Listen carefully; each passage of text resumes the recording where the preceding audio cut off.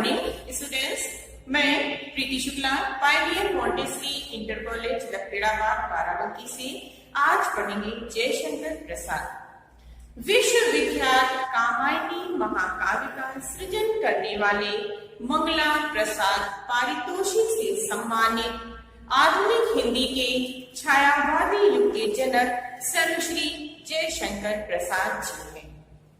वे श्रेष्ठ निबंधकार, गंभीर आलोचक के रूप में प्रसिद्ध हैं।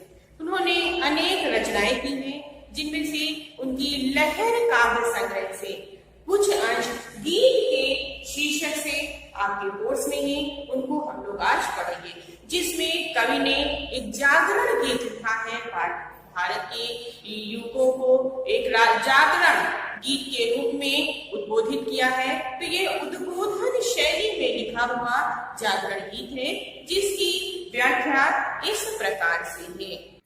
बीती विभावरी जागरी, अंबर पनघट में डुबो रही, तारा घट उषा नागरी।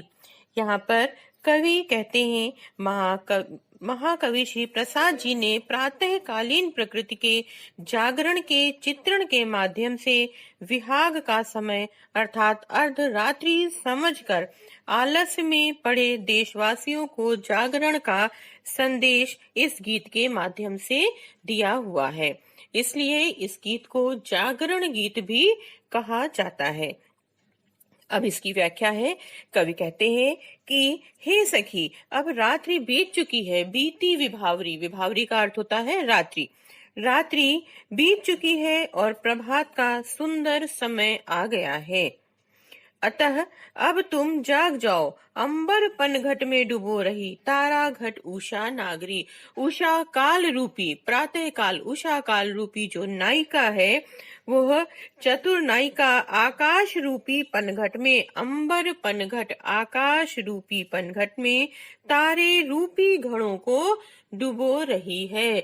जब प्रातः काल होती है तो आकाश में तारे डूबने लगते हैं, अदृश्य होने लगते हैं। तो इसलिए यहाँ पर उनको रूपक अलंकार है आरोपित करते हुए कवि कहते हैं कि आकाश रूपी पनघट में तारे रूपी घड़ों को उषा काल रूपी नायिका जो है वो डुबो रही है।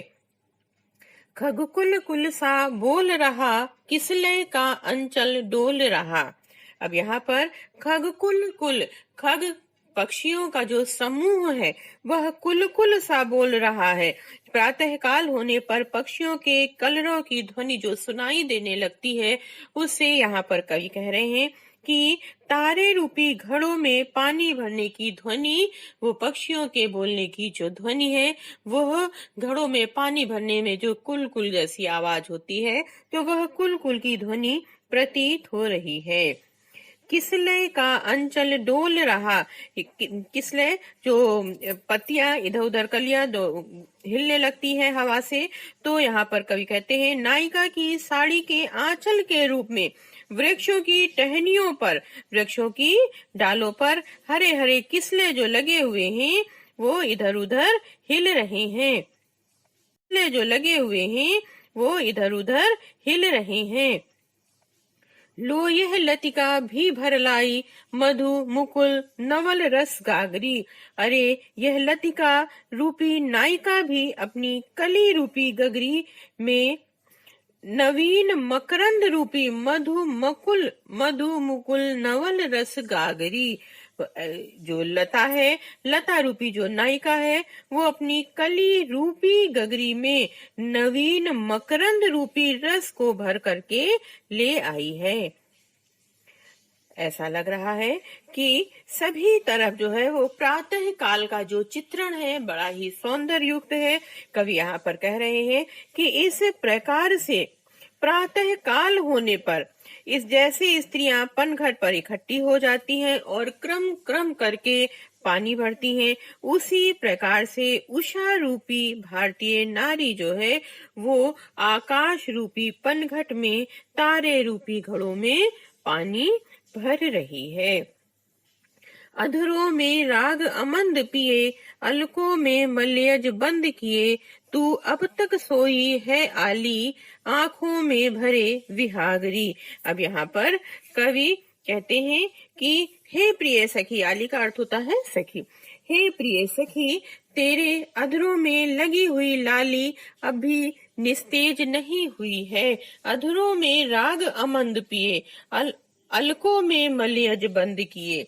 कि तुम्हारे हे सखी, तेरे अधरों में लगी हुई जो लाली है वो अभी निस्तेज नहीं हुई है, वह ज्यों की त्यों लगी हुई है। तेरी जो अलकों में मलयज बंद किए, कि तुम्हारी जो अलके हैं, जो तुम्हारी लटे हैं, उन केशों में, तुम्हारी लटों में अभी भी वो उसी प्रकार से सजे हुए हैं और उनमें अभी भी सुगंध भरी हुई है। तू अब तक सोई है आली, आंखों में भरे विहाग लिए। तेरी बंद आंखों में अभी भी वियोग की छाया दिखाई दे रही है। हे श्रृंगार युक्त नायिका, जब नायक से संयोग कर लेती है तो उसके अधरों की लाली मंद हो जाती है। तो यहाँ पर कवि कह रहे हैं कि इस तरह से नायिका जो है उसकी सुगंध अभी भी उसी तरह उसके बालों में बनी हुई है, उसका संपूर्ण सौंदर्य उसी प्रकार से अभी भी सजा हुआ है। उसकी आंखों में भरा हुआ विहाग इसका प्रमाण है। उस दुख की छाप बंद नेत्रों पर है और यही देर तक सोते रहने का कारण है।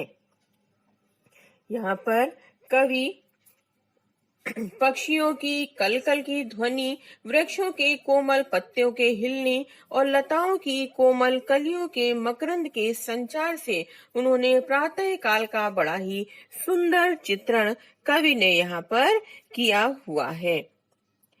अब यहाँ पर प्रसाद जी ने जो है वो यह एक उद्बोधन शैली में लिखा हुआ काव्य है।